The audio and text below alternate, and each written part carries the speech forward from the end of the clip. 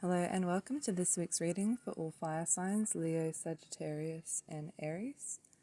I trust that you will use your own intuition as your primary instrument for resonance. Leave behind what does not reverberate. If the story doesn't fit, don't try and force it. I'll be starting this reading off with a oracle card from the Kuan Yin deck, and the one for you this week is Radiant Moon of Compassion. Kuan Yin sits upon a radiant moon of compassion, pouring forth the spiritual strength needed for you to liberate yourself from lower vibrational energies of fear and judgment, and shift into a vibration of freedom, love, and peace, where you naturally belong. You are being urged to use this power to grow spiritually and free yourself from a situation that would otherwise dim your bright spirit. So that's quite a nice message to start the week off with. I'll let you meditate on that as I shuffle this deck.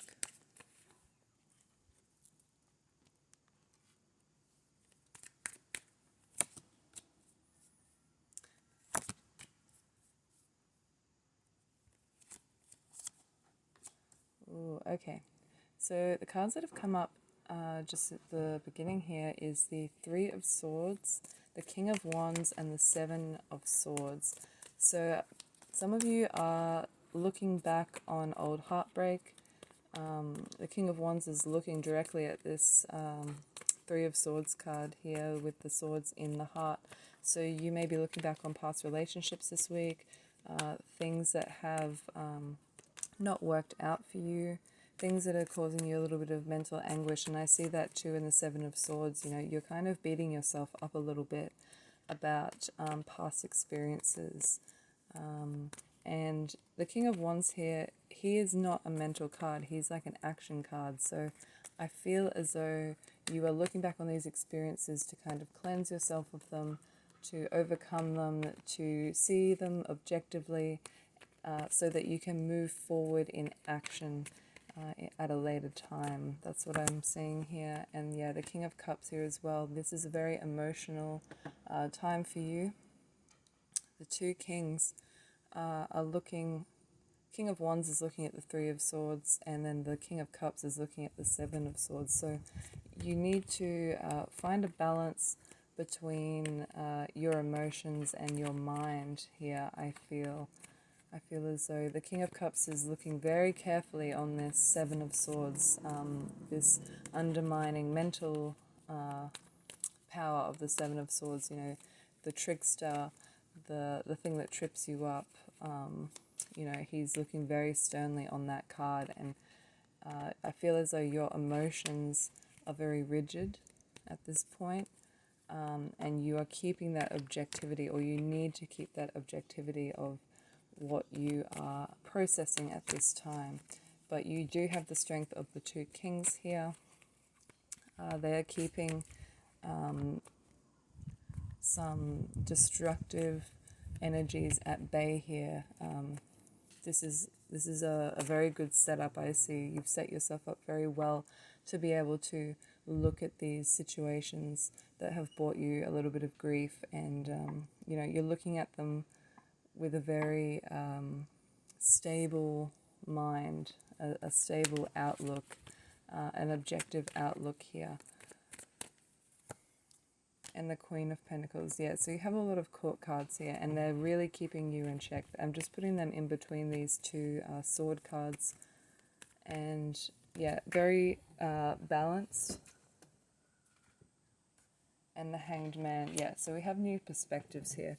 So these court cards are bringing you new perspectives, that objectivity that you have been searching for. Maybe you've tried to revisit these painful events before, and your emotions have gotten out of kilter, and you've displayed some destructive tendencies, you know, Queen of Pentacles in the past, where you have, you know, done some retail therapy, or have just spent a lot of money to kind of numb the pain of what you have been going through. But now you are in a position to overcome those vices, those addictions, or you know, those coping mechanisms, and you're ready to face it on front on, the Hanged Man, with new perspective, new outlook, and you are drawing from that that spiritual place where you know that, past events cannot hurt you in the present.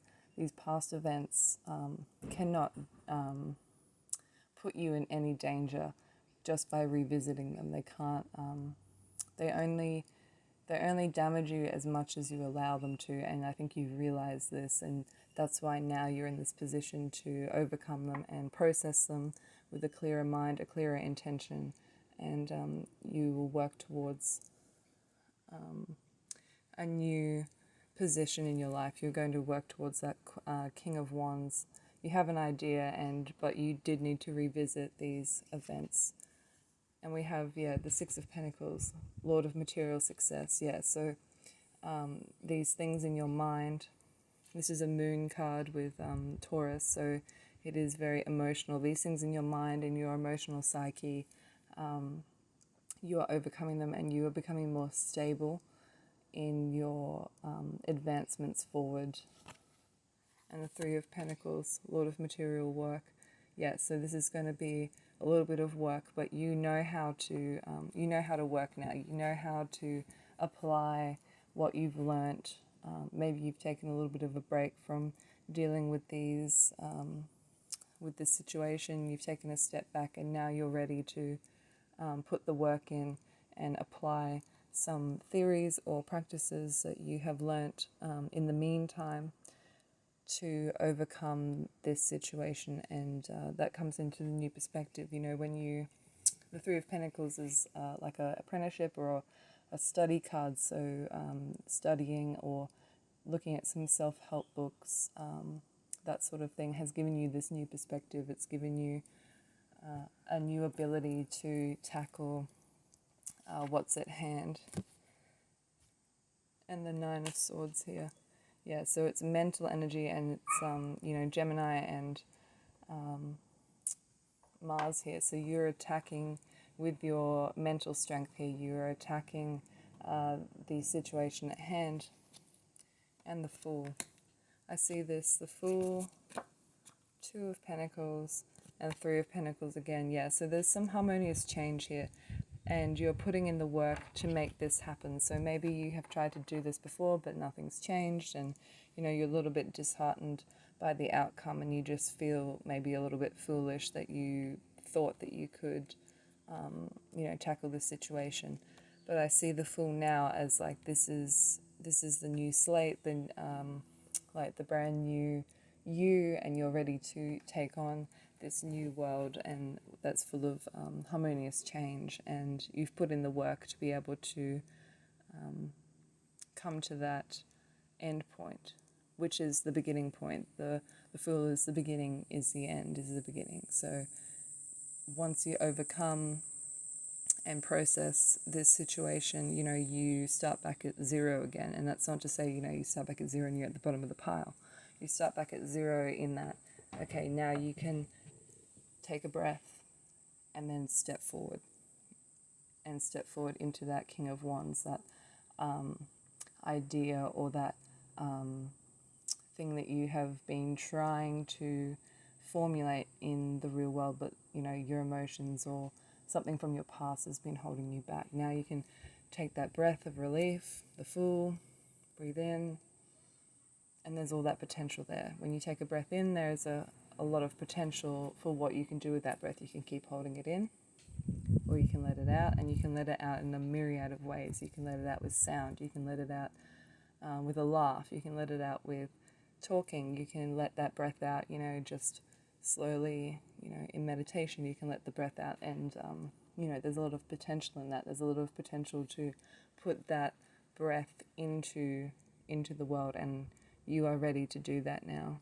So that's what I'm seeing for you fire signs this week. I hope this was helpful, and I'll see you again next time. Thanks. Bye.